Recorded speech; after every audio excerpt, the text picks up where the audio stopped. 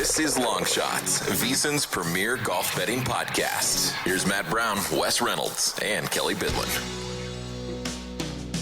Hey, it is Long Shots, golf betting podcast here on the VSiN Podcast Network. I am Matt Brown. That is Wes Reynolds and Kelly Bidlin as we come to you with a slew of outright placement markets and everything in between here for the Valero Texas Open. But before we get started, let me do an old FOMO tip of the cap here to my two co-hosts, as I did have a top 10 and I did have a top 20, but I didn't have the damn outright like you guys did, and Minwoo gets it done. Minwoo almost gets chased down. Holy cow, that thing got sweaty. I did not think it was going to get sweaty for you guys there on Sunday, but when it is all said and done, he does par the 18th. He holds on, doesn't have to go to a playoff, and you guys don't have to have the ultimate sweat, because that'd have been a rough playoff. That'd have been a rough playoff when you have the 4-stroke lead there on the back nine. So glad for you guys. Glad that y'all got that home, and chalk it on up to Minwoo getting it done for his first PGA Tour win, and maybe the first of many. Yeah. Let's go. Wes, I'm going to jump in real quick because I'm going to forget a couple things if I don't mention them now. I should have pulled the audio. I'm an idiot. But I said it last week on the pod. I said, well, what's going to happen is either Davis Thompson or Minwoo Lee's going to win, and either me or Matt's going to feel really mad about it. So sorry, Matt. It's never great being on that end of it, but you still cashed some top 10s and top 20s. Scotty Scheffler continue to cost me money even when he doesn't win tournaments because he crept so close I had to hedge a bit off. And I think for anybody who's listened to this podcast for however long you have, and thank you for listening to it as long as you have, if Gary Woodland, Scotty Scheffler, and Minwoo Lee would have ended up in a playoff, I don't know where I'd mentally be at today. That would have been very, very tough to handle if Gary Woodland won that tournament and I lost out because of it. So, Minwoo, thank you for getting my second outright home. We talked about early in the season. It's nice to get that first early when you can. Get a couple at least in the bag before the Masters. You're feeling good. Load up with some money before you go into Masters week. Thank you, Minwoo Lee, for getting it done. Wes, what is it, number 4 for you on the season? Yeah, number 4. Let Minwoo cook, but he almost lit the kitchen on fire, as Matt was talking about. By the way, with 5 holes left to play, he was like minus 8,000 to win. And then he hits that tee shot in the water on 16, and it's like, okay. And he missed it badly, too. Yeah. It wasn't one of those ones that's like, oh, he caught a tough break. Like, he hit it way offline. And Scotty Scheffler and Gary Woodland, late rallies on the back nine, all of a sudden had a chance to win, settled for T2, 19 under. There were a couple other chasers. Sammy Valimaki shot a 62, finished 4th outright. Rory McIlroy made a little run, but I wondered what Minwoo. I got to give his caddy credit, who was Shane Lowry's old caddy. The name is escaping me right now, but he was on the bag for Shane at Royal Portrush, and Minwoo could have went sideways several times in that round. If you remember on number 8, where he hits it way far to the right, and he's on his knees like, oh, can I punch it out? He's like, dude, give me the club. Take the unplayable. And he eventually saved par and also kept him calm with playing with that madman, Alejandro Tosti. He is an absolute crazy man out there. It's Wes, he's fun for us to talk about and joke about. This is why we draw the comparisons to Nick Kyrgios in tennis, right? Because it's fun to watch and all the shenanigans and everything until your money's involved with it, and then you're like, all right, like Toasty, get your act together here.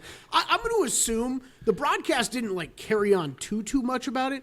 I'm going to assume Ryan Fox at some point was the adult in the room and went over and said something to maybe even both of those guys, but that had to have been hard for him to watch, just period, from the veteran journeyman golfer out there, and then also with his countrymen. Well, Bones Mackay, who is, of course, Phil Mickelson's longtime caddy, who works on the NBC coverage, is one of the reporters, the on-course reporters with the final group. He was getting upset at Alejandro Tosti. I can't imagine how Bo Martin, by the way, that's the name of Shane Lowry's old caddy, who's now with Minwoo Lee, how upset they were getting. But Minwoo stayed calm. He didn't really show a lot of emotion and, kept it together. And Kelly and I were joking about Kevin Kisner, who we both like, but, was in the booth like, I'd be surprised if he got this to the hole. So I'm thinking, if he gets it to within 5 feet, he got it to within 5 inches.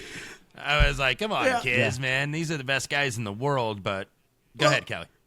It was back to back too, Wes. It was the on the approach. He's like, "Oh, this is looking damn good," and then it's over the green. And you're like, "Thanks, Kiss. Thanks for that tease." And then one other note on this one. I don't know how you guys feel, and Matt, maybe this is just getting burned by too many poker hands in my years and just sports bets. Oh boy, I don't know how much I loved Minwoo celebrating like he just won the Masters when he hadn't even tapped in his final. Bo was already taking the flag off the stick. That was a little much for me. I don't know about you, Wes, but I was not happy about that. Let's get the first W on the PGA Tour first, kid, and then maybe we can start. But you're also your boy Kelly, Michael Kim, number 50 in the official world golf rankings, so he's got himself a trip to Augusta next week. Got it right on the number. It was because I was watching that. Him and Ben Griffin were essentially going to be for the last spot. Ben Griffin, by the way, T18 in the tournament, number 51. So Griffin, like a lot of guys this week, got to win the Valero to get in. So if we look here, guys, a couple of other takeaways, and then we can move on. One of which, Scotty Scheffler shot a 62 and a 63. He's good in this. So I think we can officially say there's no struggles going on there with him. He is going to win at some point. Just we'll see when that is. But, yeah, Scotty Scheffler with all of that. Rory continues his really consistent play. Yeah, he went out and shot even par in round one, but then follows up with 66, 65, 64. So, again, about as consistent as we've seen Rory in about a decade. And then, Kelly, you did not have any regrets, and I think this is a lesson here. Now, we talked about the win equity for Minwoo, and it's a little different with him because he is still a rising star and on the up and up or whatever. But, you were joking. Keith Mitchell, you look up, there he is, top of the leaderboard yet again. Keith Mitchell is a placement market guy. Keith Mitchell is not an outright guy. Like, this dude is going to have one round in which he blows up. It might not be Thursday. It might not be Friday. It might not be Saturday. It might not be – it's going to be one of the four. But – here we go again. He goes in on Sunday, shoots one over when everybody else is going low, and finishes T18. Look, he's a good golfer, but he's a placement market bet, right? I mean, like, his win equity right now, I think, is incredibly low because the dude just cannot close out 4 rounds. And so I think you felt weird about not playing him. Yeah. But I think in the end, it was a right decision. I mean, he's one of those, though. I like the statistical profile always on Keith, and we talk about him a lot on this podcast, but it's it tells you that almost, right? Mm-hmm. He is a top. Well, I mean, where do we want to go, guys? Top 10 ball striker on the PGA Tour. I mean, when it comes to what he does off the tee and on approach, like, he's right up there. But the putter's a mess. Like, he's putting one-handed, like, basically up there on every green. And it's a disaster. And around the green play's not all that much better. He's tough. I love him. And look, he cashed a lot of top 20 bets for me last year. And I won't be afraid to go back to him. But you're right, Matt. I think first-round leader, placement markets, that's the type of stuff you look at with him. He just can't put 4 rounds together. He just can't do it, and that's okay because we can still make money off of him. We just probably shouldn't be betting him. Now, I did text you one thing during the first round too because I'm thinking ahead now to this week for the Valero. Maybe we should just punch in like Keith Mitchell and Ryan Gerard first round leader bets now because like Ryan Gerard, I feel like every Thursday I'm like there he is again, like he's right up there. Maybe a little foreshadowing here with that. But all right.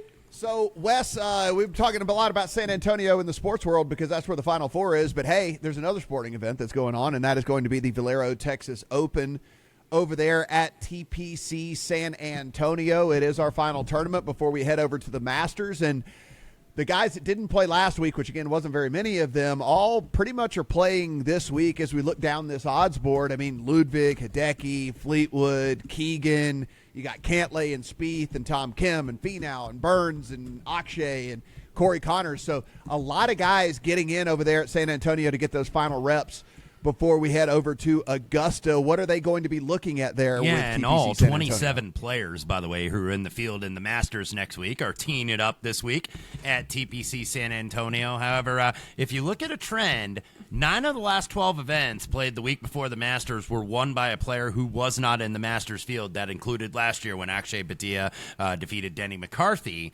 in the playoff at the Valero. Of the last 13 winners here, 6 won their first PGA Tour event here. So that's something to keep in mind. That doesn't mean dismiss the class players that are in the Masters, but it's something for context certainly here at TPC San Antonio, which the Oaks course is where they're going to play. There's 2 courses here. This is going to be played on the Oaks course, which was designed by Greg Norman. Sergio Garcia made a consultation on it. Par 72, 74-38. Not a lot of change in the elevation, but it is the 3rd highest on tour, which I thought was interesting here for a pretty flat course. 1,100 feet of elevation. It is rye fescue fairways, mostly overseeded rye, mainly on the tighter side. There are some wider fairways, and then there are some, very narrow fairways on here, average about 28 yards. Big greens, 6,400 square feet.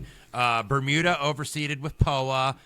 12 on the stent, pretty average. Not a lot of bunkers here, but the ones around the green are actually pretty deep. So we'll get into that when we talk about, what we looked at this week from a modeling standpoint. Not very thick rough, about 2.25, non-penal. So really what determines the scoring here a lot of the times is the wind.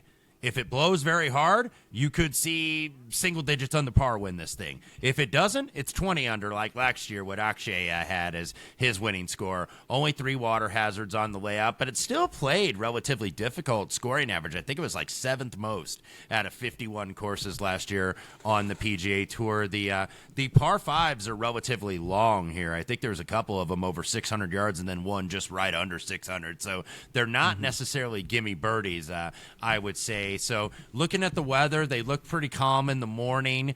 In the afternoon, it's going to be, so there is a little bit of a bias. If you're playing first round leader, you probably want that Thursday a.m. because that's when the wind's going to blow the least. It's going to be hot down there in San Antonio, too. High 80s, low 90s on Friday.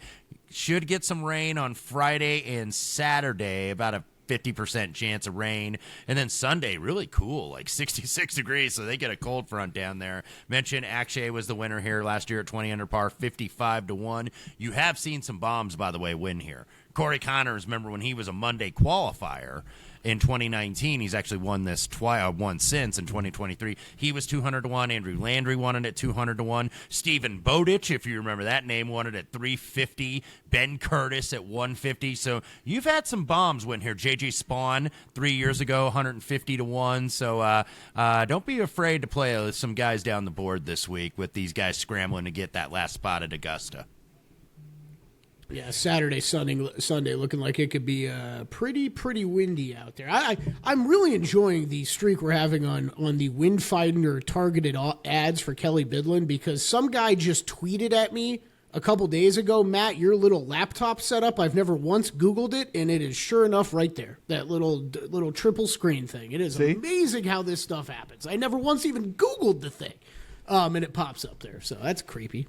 Yeah, I mean, it is one of those. It is one of those things where, I mean, our phones are listening to us for sure. Yeah, for sure. Yeah, by the way, speaking of sponsors, what are you sipping on energy drink wise? We really got to get Matt and I are quite the connoisseurs of energy drinks, so we should get one. This is where I'm going is a Las Vegas local Ghost. I'm going with Ghost. I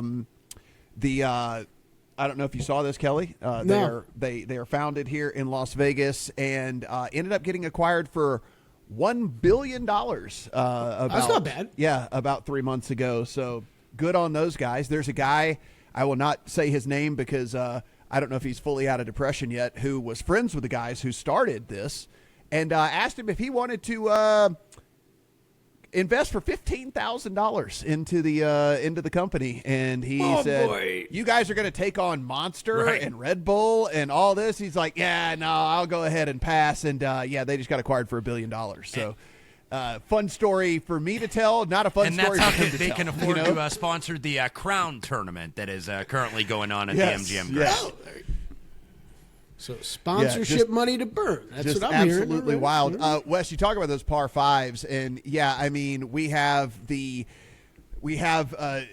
multiple different par fives that are over 600 yards. Actually, 3 of the 4 are over 600 yards. One is 559, and while they do play very slightly under par, it is the hardest quartet of par fives on the entire PGA Tour, and mainly on the 18th, which could be very interesting should this thing come down to, a few guys going at it, because it is a par 5, but it's a 606-yard par 5, and it plays uphill. And so if it's Rory versus somebody who's not long, like, I'm going to be dumping money on Rory or whatever, like if it's like some long guy, or whatever, like we did the time before, I'm just going to be dumping money on the guy that's like, hitting at 320 off of the tee or something to get that done.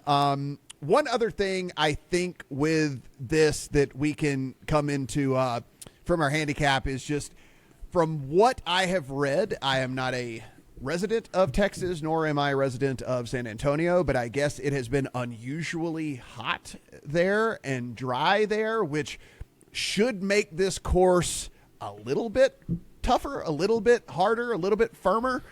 And so on a course where the greens are already a little bit tough to hold, maybe we see even more that are not holding there on these greens. But again, this is all just hearsay from stuff that I'm reading online and stuff about all of this. I haven't had no boots on the ground yet to tell me whether it is actually really firm there on the course. Kelly, pop quiz. What is the second most populous city in Texas? That would be San Antonio.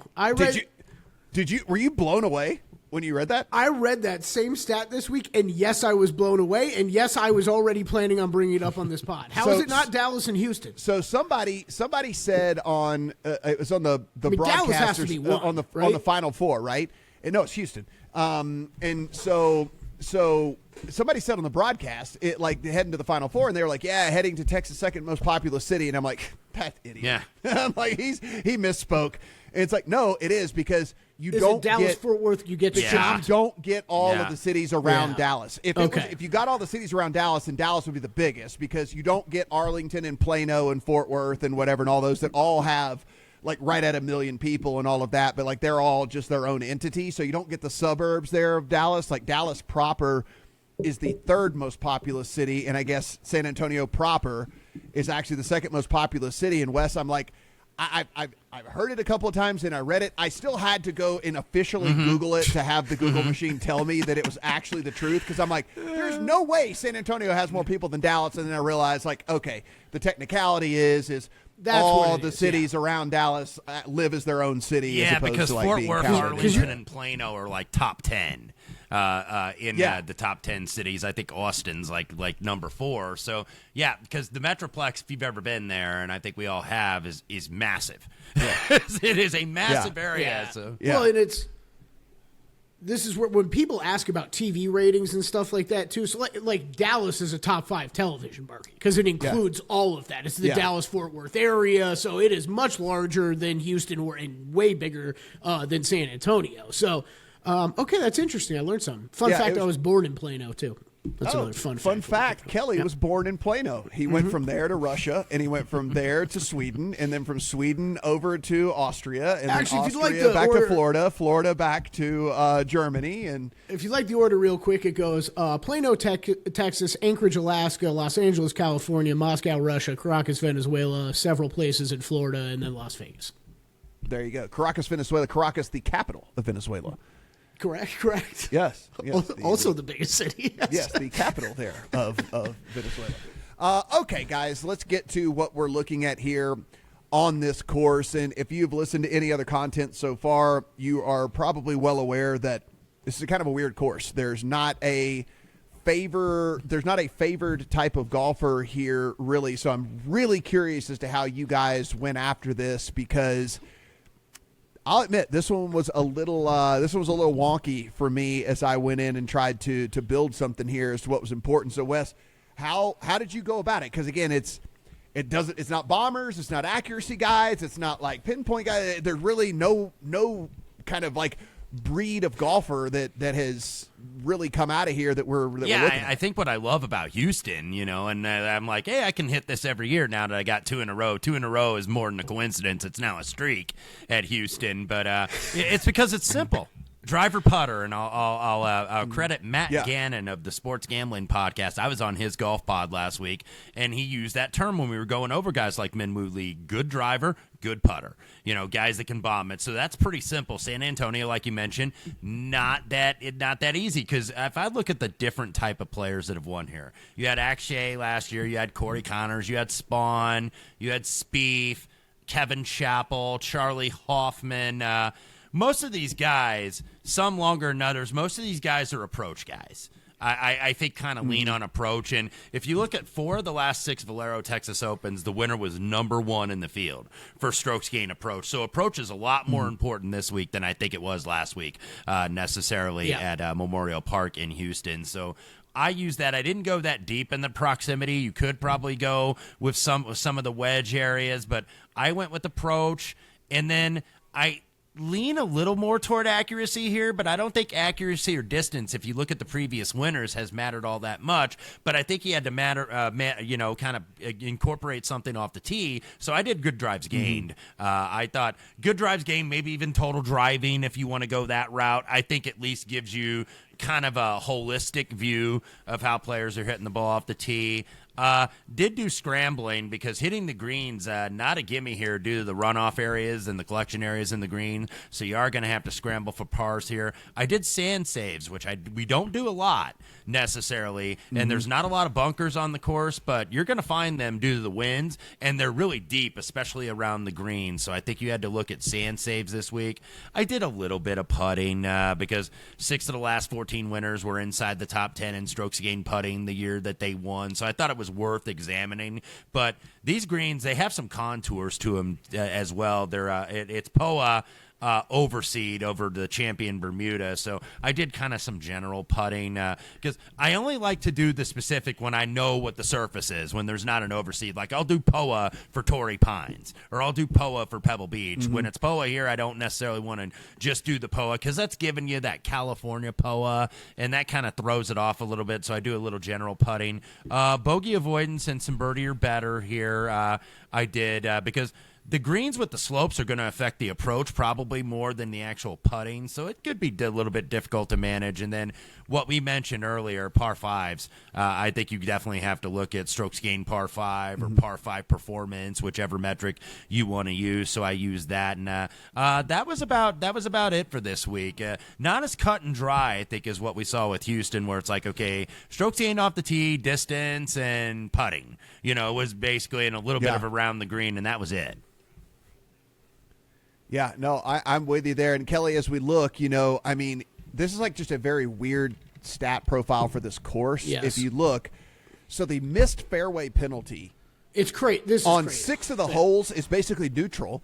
On one of the holes, which is one of the par 5s, it actually is better. It's better than hitting the fairway. It literally is not a penalty at all on one of the holes, and like the worst hole for missed fairway penalty is still only a third of a stroke. And so it's just one of those courses where it's so weird that it doesn't correlate to like the bomb and gouge technique, but it also isn't penal if you don't hit the fairway. So again, it's just very confusing as to what to do here. Yeah, I should have written down the numbers, but it was the birdie percentage from the fairway versus the rough just overall.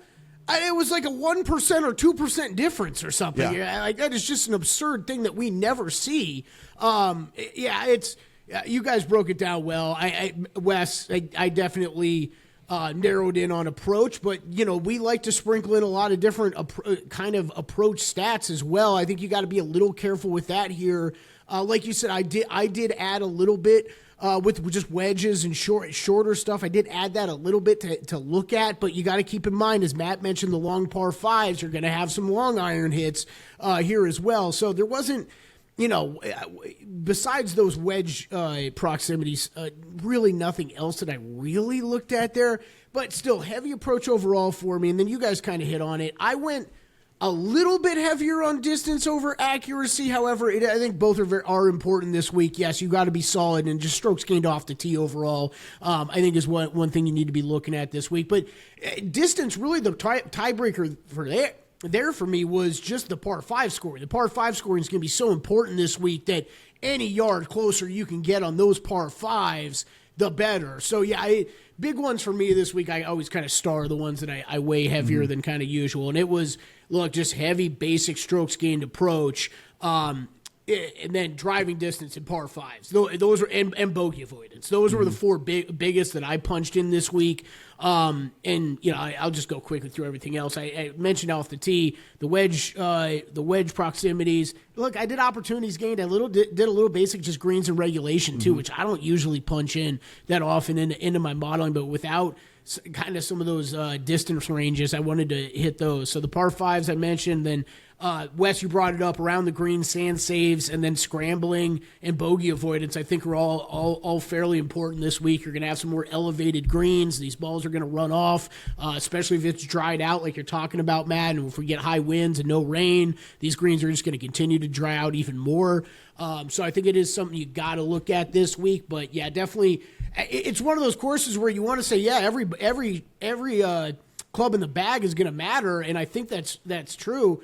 And that's why I factored in more just tee to green than I usually do in my model this far along in the season, because I don't really care how you get there as long as you get there. I think you have to use every club in the bag, but it's still it's a more heavy approach course. I'm going to lean heavier on those stats. Yeah, it is super interesting to me how the models spit out stuff as well. I did a lot of the stuff that you guys did, some scrambling, par 5, I didn't know what to do with the driving stuff. I didn't do anything off the tee. I just kind of went like good drive and then a tiny bit of like total driving, just so maybe I can see if there is anybody that is a little bit longer and more accurate, then maybe that's a tiebreaker for me in all of this. But full on, I will say, I don't think I have the best read of this tournament. Like I'm looking at, especially now, the confusion that I got when the model spit out the different guys, and I'm kind of like, well, that's not how I thought this was going to look, and so that's the other thing that has me confused, Well, then I think you can also just go back to some of the past winners that Wes just went through, right? Where it's like, I mean, man, how much money, I'll speak for myself. I won't speak for you guys. How much money have I personally burned on Corey Connors and JJ Spahn at other courses over the years? They haven't done anything, and Corey Connors has won here twice. JJ Spahn's won here. So yeah, it's like I do think it's a tougher event. And you know what? I feel like I do this reminder before a lot of majors.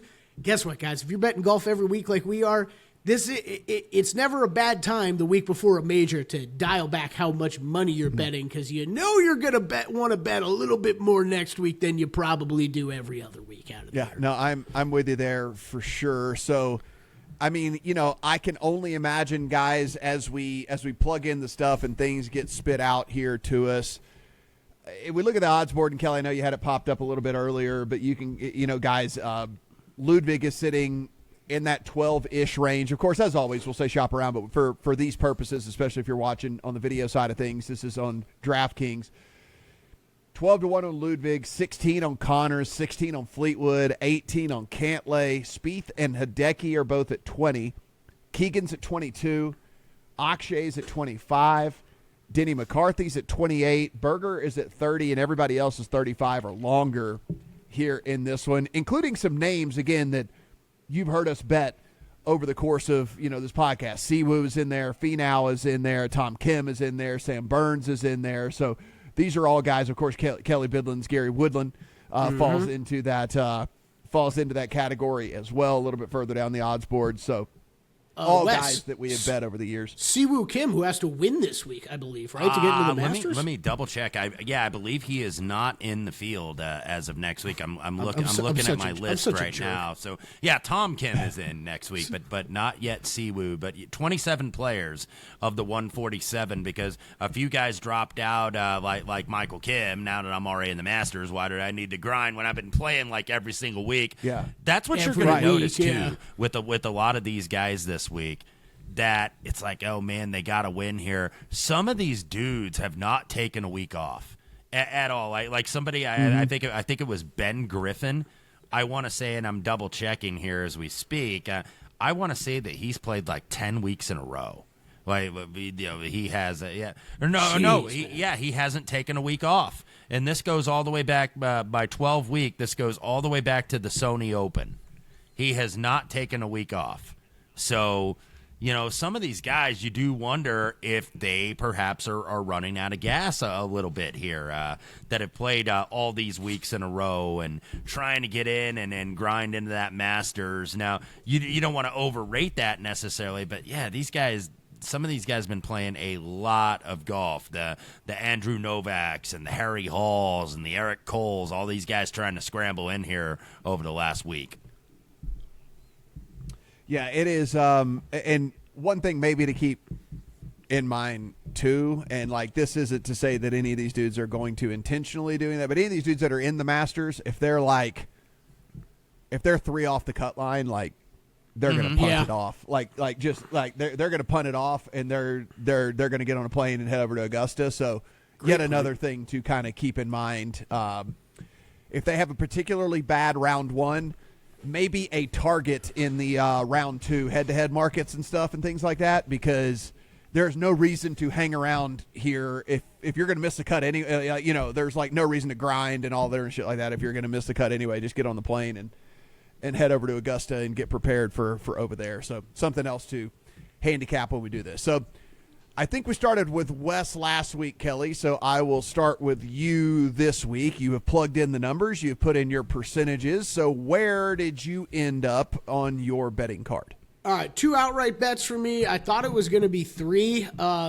I really like Akshay this week. I already have a bet for him in the Masters next week. I can't bet him at these numbers. I was kind of shocked to see how short he was priced. And look, that might be a lot of sharp money for some sharp golf bettors out there that have come into the market here the past couple of days. But where his numbers gotten to, it's a little too short for me. And I actually think DraftKings, what is that, 25-1 there? I think that's one of the better ones I've seen. I don't know if I saw it 25-1 here in Vegas still. You know what? It kind of made the opposite of a price. We usually talk about price plays. This was a price cutoff for me. I'm not gonna go down that route with Akshay, but this is. I can't blame you if you do. He rated out very highly for me. I'm very high on him heading into next week. I already have a Masters bet on him I made a few weeks ago as more of a long shot for next week. So 2 outrights on the card. You've heard me bet these guys before. Keegan Bradley and Daniel Berger, come on down. I love Keeks this week. He is definitely one of my favorite plays this week. I played him outright. Both these outrights covered with the top 5. I also played him in the top 20 market. He is, as we've talked through the stats, I don't want to linger too heavily on this stuff, but, 19th off the tee, 5th on approach, 13th on par 5, scoring 7th in sand saves. As you bring up, Wes, sand saves going to be coming to play here this week. That's over the last 16 rounds. T20 the players, T5 the APIs. Been playing good this year. Did finish here T8 in this event last year. So I'm very high on Keegan Bradley this week. He will be my one and done play. Also got a one and done win last week with Min Woo Lee. Jeez, well done. I've only started screwing that up. Yeah, that was nice. Okay, I'm going to go Berger. I did bet just outright in top 5. I also played him in a matchup over Denny McCarthy at plus 117. I was just a little surprised on the pricing on the matchup for Berger. Berger, look, Wes and I bet him a bunch in Florida. I wasn't. Just as far as he rated out on this field, I'm going back to him one more time. Wes, 18th tee to green to the field, 27th in bogey avoidance, 10th in scrambling. The putting and the round the green play have been absolutely awesome for him here recently. So I'm going to try to ride that. T20 at the players, T15 at the API, T25 at the Cognizant. He's just put up steady, consistent, good finishes so far this year. So I'm going to go back to him this week. You're getting these guys in the 30s. I was able to get a 30 on Keegan, a 35. My mouse broke and I'm upset about 35 on Berger. So liked those numbers. Played him there. Okay, Keegan is top 2 favorite golfer for me this week. My top golfer is Tommy Fleetwood. I'm just not betting Tommy Fleetwood outrights. I'd bet him in the top 10, top 20 market, and also top Englishman. That's where I scattered my Tommy Fleetwood bets. He's my top rated guy in the field this week.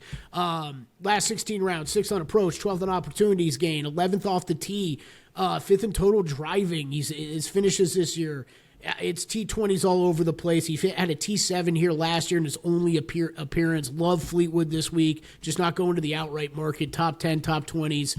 And the top Englishman market, which I actually really like, plus 140 over at Caesars for anybody interested in that.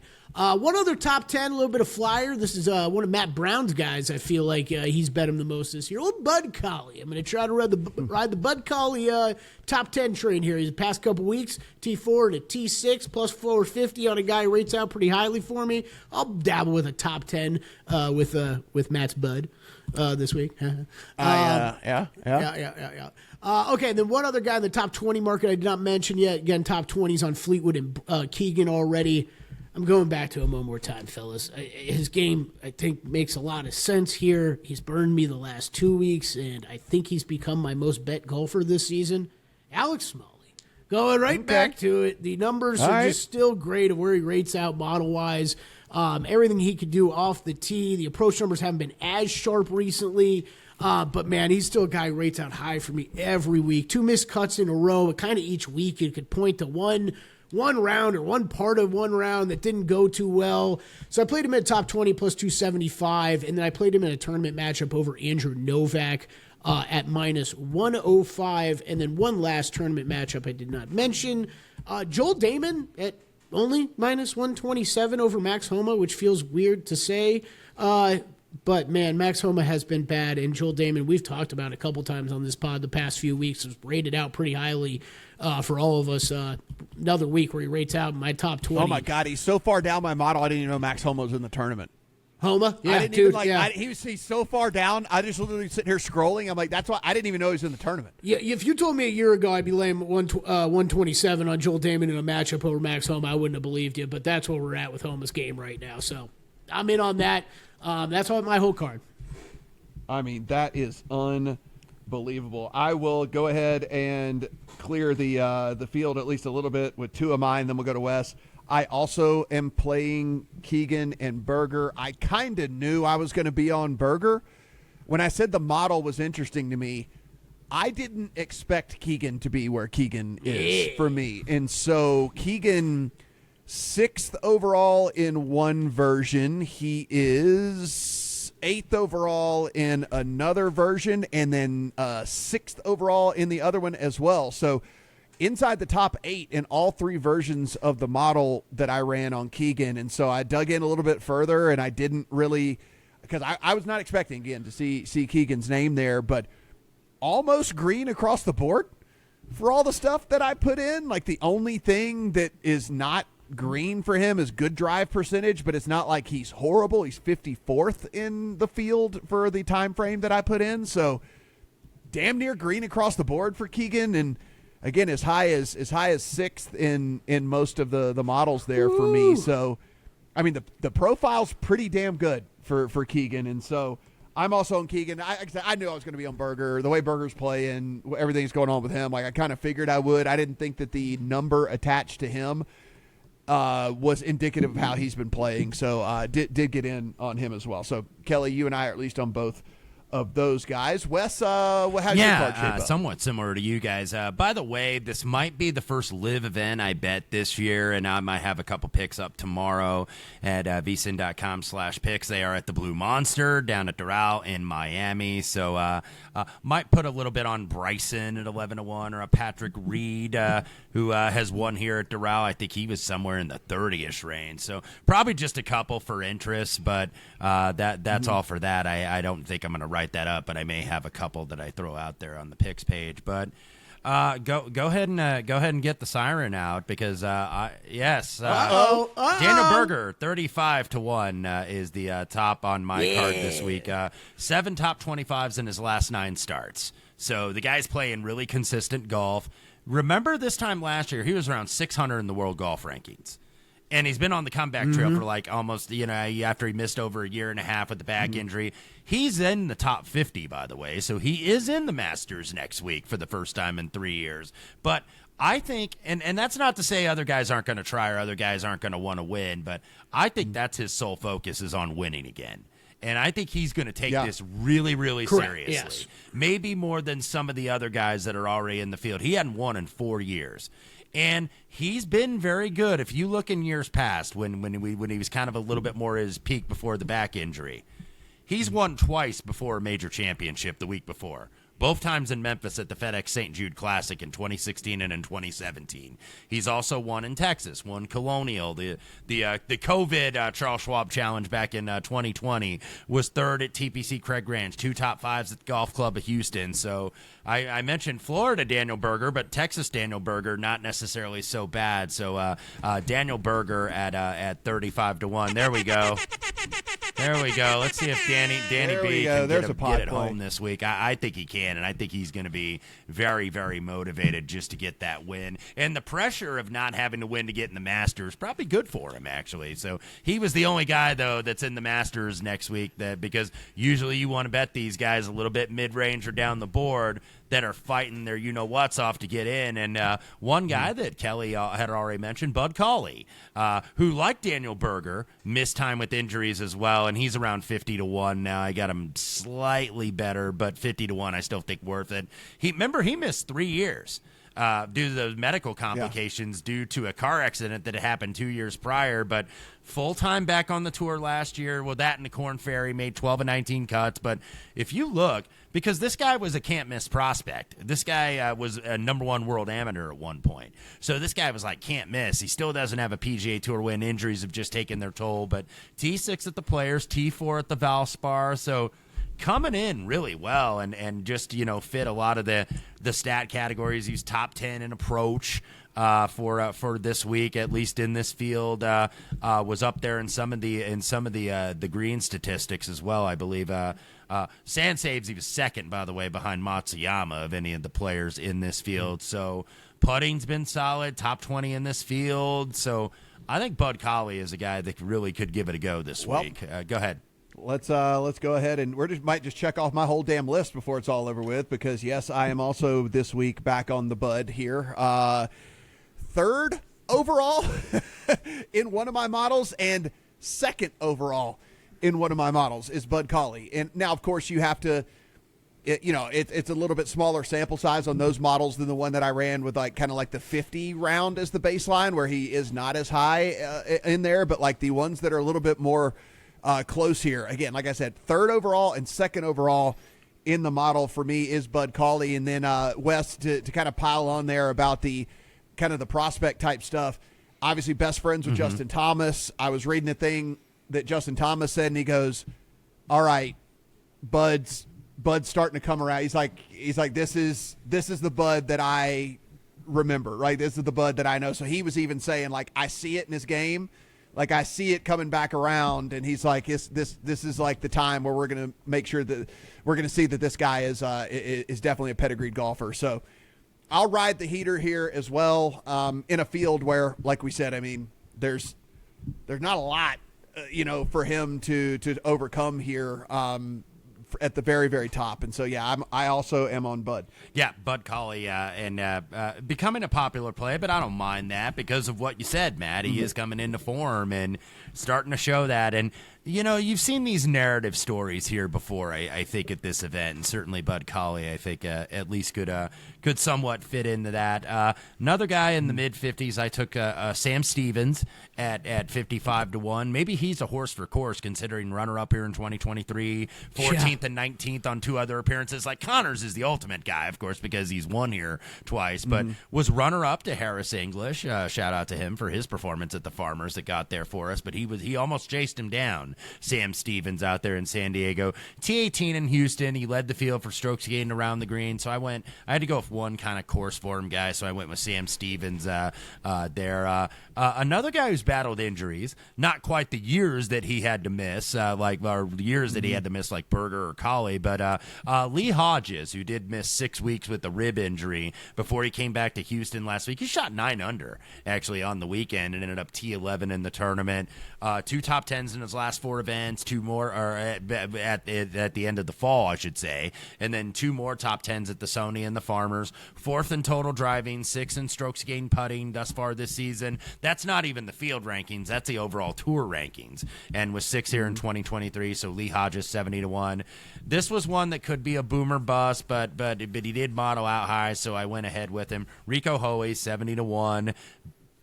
Jesus Christ, y'all are going to knock off every one of my. I'm on Rico as well. So yeah, I'm on Rico as well. We're going to knock off every one of these damn things. I didn't get there, but yes, he was very, very, very highly rated. For best finish, by the way, of 2025 last week in Houston, where he was T11 and really had a good approach performance. We know how good he is off the tee. He is 2nd for total driving on the tour in total driving. Like I said, in strokes gained off the tee, his approach game was probably the best it's been all year. 9th for greens and regulation. So Rico Hoey 70-1, and then the 3 longer ones. One that was already mentioned, his name, Ryan Gerard 75-1. T9 last week in Houston, but he was 2nd on approach. The irons have been peak all year. He's 6th in this field for strokes gained approach. Couple top 20s already this year in Mexico and at the Farmers. And then I did feel I needed one kind of like approach flusher, even though the form is not exactly great. Tom Hoagie, who I was able to get at 100-1. There's some 80s, 85s out there now. T3 at the Players 3 weeks ago. He led the field on approach. He's typically always near the top on approach. Like, we always see those guys every week, right? Tom Hoagie, Lucas Glover, like the same guys. But he's one of the best iron flushers out there, 5th in this field for the category. College golfer at TCU, so he's played a lot, probably everywhere in Texas, but 2 top 12s here and 5 career appearances for Tom Hoagie. Couple bombs I did consider I didn't play. I might play placement markets. Mateo Montecero is a guy that actually kind of modeled out high for me. Remember, he was the low amateur, I believe, 15, 16 years ago at Augusta, and kind of fell off the grid, and then won on the DP World Tour last year in South Africa for like the first time in 11 years. Earned his PGA Tour card, being in the top 10 of those standings. Considered him, but I went with another guy that's a longtime DP World Tour player. I went with Victor Perez at 125-1, 18th last week, but he started with the 66 and finished with the 65. Maybe carries that momentum over. Could be somebody you look for first-round leader if he is in the morning groups.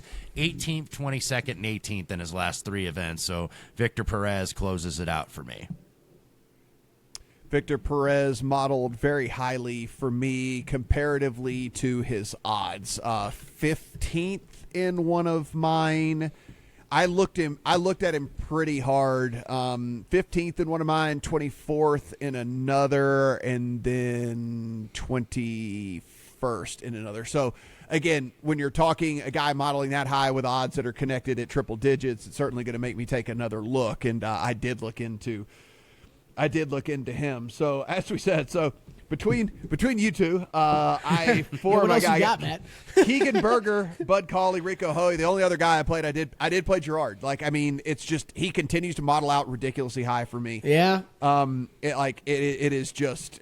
I guess it's riding the heater. I don't know exactly what it is here with him, but I mean, in a tournament in which I'm a little unsure, at least a tad, of what's going on, if a dude is continually popping inside the top 12 for me, and you're getting 80-1 on him, it's kind of like the same deal with Perez, right? I mean, it's why I looked into him as much as I did, because he's just he was just he was finishing way higher in these models than the odds attached to him. So I'll ride Gerard here, but yeah. So Keegan Berger, Bud Cauley, Rico Hoey, Gerard for me in the top 20 market. Was pretty shocked to see you can get Patrick Cantlay at plus money in the top 20 market. I considered him as well. You can get a plus 105 on him, and Cantlay, I think, is the type of guy that is using this tournament to try and figure out where he's at with his game, and I think he's going to be. I think he's given this the old college go here. He's played much better of late, but that is after a horrid stretch, right? So I think you kind of want to keep all of that going. So I played a plus 105 on Cantlay, which is still available out there for that. Didn't play the outright on Lee Hodges there, Wes, but did play a 20 and a 30 on him, both of which are at plus money on Lee Hodges. Lee Hodges in one of the models was 10th for me. He was 13th in another and 7th in another one of the ones that I ran. So, yeah, Lee Hodges way up there for me. Didn't end up pulling the trigger on the outright. Hope I don't regret it, but I do have a 20 and a 30 on him.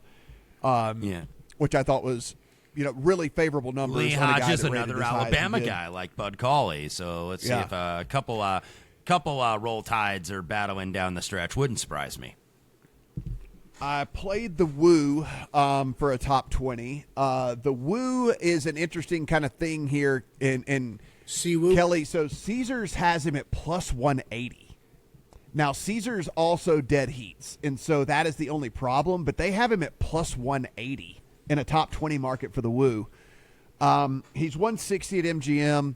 Pick your poison there, however you want to go about it. Of course, MGM, we talk about it does not dead heat, so just pays ties in full. But what was the price at MGM? I'm sorry, I missed it. It's a 160, so there's a 20-cent difference with the Woo, where normally there's about like a 10-cent, 12-cent, 8-cent difference, sometimes whatever. But like I usually get greedy and look for like the 30. But look, we've had some great people where I've seen some of the numbers on just that split and how often you're ending up in dead heats in the top 20 and top 10, and it doesn't happen as much as it feels like it does. I know when you draw one of those and it feels like absolute shit because you're watching your bet get chopped down, but it doesn't happen as much as we all think it happens. And outside of that, I have Henrik Norlander as a top 40 play. That is also plus money.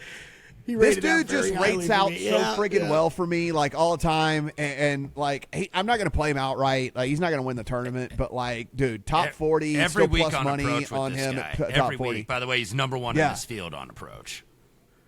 Yeah, I was gonna say my last 16 rounds. How about this, guys? First on approach, 123rd off the tee, 127th around the green, but that's 21st overall from tee to green. Doesn't matter how you get there, just get there. Yeah. So that's how I ended up there on that one. One thing I do want to point out that is just as we put up these odd screens and stuff, just so that as if you guys are out there betting. So when we pull up that initial odd screen from DraftKings, you'll see. I just want to point out that there are two different versions of their placement market screens. If you pull up the just tournament lines page, and you'll see the top 5s and top 10 markets on this page do pay out in full, right? You will see if you go to top finish, though, Kelly. So if you go to that, you'll see these markets do not pay out in full, and these prices are better, right?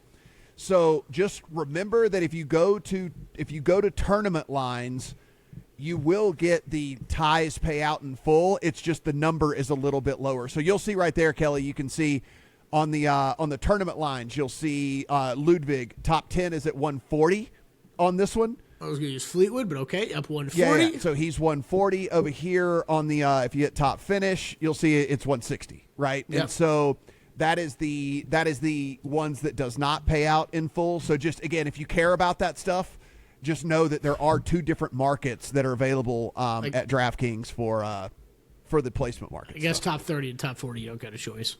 Yes, you don't have a choice in top 30, top 40. But that's good though. I at least. Yeah.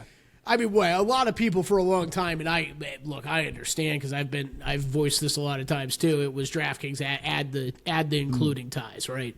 Yeah, because they were a dead heat. I'm glad they give you a choice because it's one of those. I didn't know they were doing that. If you care about it here, and if you don't care about it there, like we'll give you the two different prices, and so good on them for doing that. But I did want to point that out because that's relatively new out there for them as well. Guys, a reminder, everything we do, absolutely free here on this podcast, as well on the video version. If you're watching us over there on the YouTube page, appreciate that. Go ahead and subscribe to the channel for not only golf content, but all of the content that we do over at VSiN. Give us a thumbs up and then let us know. Kelly, you're gonna make comments available this week, right? Is that what we doing that? You got it. All right, so now you can comment. I know I've said it for the last few weeks and you weren't able to do it, but yes, now you can comment if you want to, and let us know what you think about the stuff that we gave on here. And, of course, on the audio side of things, please hit that subscribe button. If you want to rate and review, we do appreciate that as well. Helps us climb the charts and help more people find this here very podcast. Of course, we talked a little bit earlier about this being in San Antonio, the Final Four. is coming up as well. No better time to go over and try out VSiN Pro. If you haven't done so already, VSiN.com/subscribe. It's only $9.99 for the first 30 days, and that will get you all of the Final Four content, as well as, you know what's coming up, the Masters. You're going to get the Masters content in there, and you're going to get maybe we'll have out the Kentucky Derby stuff by then. I don't know. I can't say for sure, but like maybe you catch the beginning of the Kentucky Derby content in your 30-day trial as well. So maybe I'm telling Samich. Yeah, maybe you can squeeze all. Yeah, maybe you can squeeze all of that in there if you take the next 30 days here for the month of April to come in and see what we got going on at VSiN.com. So VSiN.com/subscribe for all of that. For Wes, for Kelly, I am Matt. Good luck on all your Valero bets.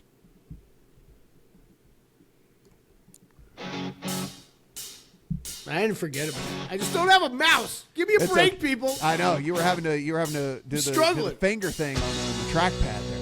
And I'm still relearning YouTube. Like it's 2009. All right, I'm sorry. It's all right. It's all my fault. It's all Kelly's fault. Nobody cares. Good job, Kelly.